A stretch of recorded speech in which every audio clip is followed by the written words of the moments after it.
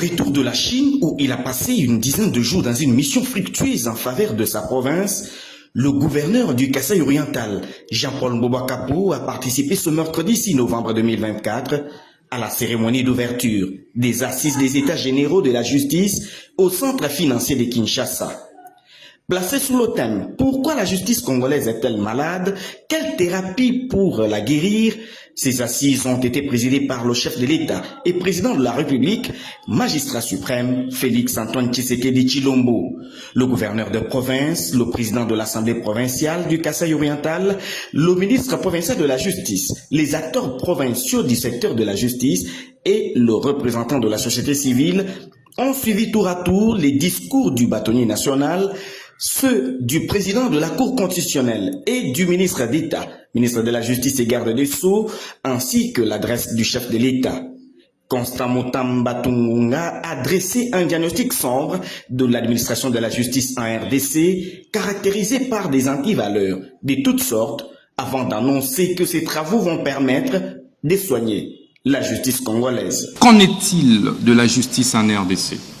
Le constat, vous l'avez plus d'une fois fait, 7 Congolais sur 10 sont insatisfaits de la manière dont notre justice est distribuée et administrée.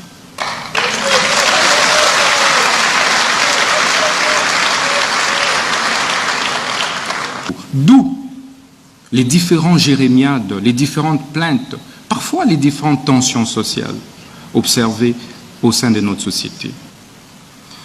Mais que faire pour pouvoir en guérir, Excellence, Monsieur le Président de la République?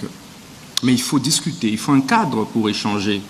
Il faut se regarder dans les yeux. Pourquoi? Parce que seule la justice élève une nation. Prônant l'état de droit depuis son avènement à la magistrature suprême, le chef de l'État, Félix-Antoine Tshisekedi Tshilombo, a réaffirmé son engagement à redorer l'image de la justice congolaise et soigner ses maux. Ma présence en ce lieu n'est pas un simple acte protocolaire destiné à être inscrit dans les lettres de noblesse du ministère de la Justice. Elle est plutôt le symbole de mon engagement ferme de restaurer la justice de notre pays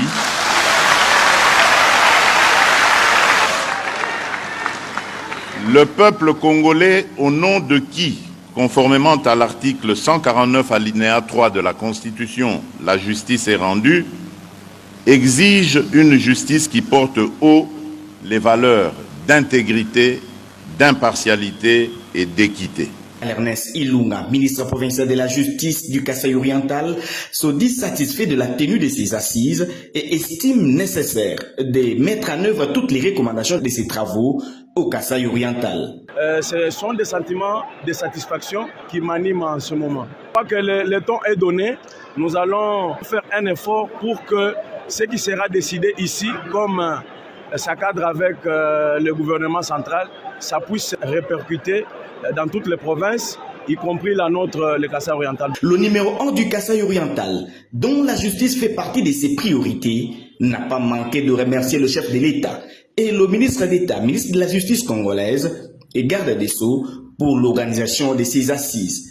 Il appelle à l'unité autour de Félix-Antoine Tshisekedi Tshilombo en vue de penser la justice congolaise malade. C'est vrai, depuis longtemps dans notre pays, depuis la Deuxième République, nous avons dénoncé autant de maux dans le fonctionnement de la justice de notre pays. Il était vraiment impérieux que nous puissions nous retrouver, tous les Congolais, pour pouvoir réfléchir par rapport au fonctionnement de notre justice. Le thème était que la justice est malade. Quelle thérapie? Vous avez suivi dans tous les discours qu'il faut une thérapie de choc. Donc, pendant ce jour, ces assises vont servir à tout le peuple et à tous les citoyens congolais de pouvoir réfléchir pour pouvoir remonter la justice de notre pays. Comme la Bible dit, la justice élève une nation. Tout le monde, nous devons nous mettre ensemble pour réfléchir sur la justice et le fonctionnement dans notre pays. Ces assises réunissent les présidents de l'Assemblée nationale et du Sénat, la première ministre, le président de la Cour constitutionnelle et celui du Conseil supérieur de la magistrature, celui du Conseil économique et social, les ambassadeurs et chefs des missions diplomatiques, ainsi que ceux des organismes internationaux, sans oublier les présidents des institutions d'appui à la démocratie.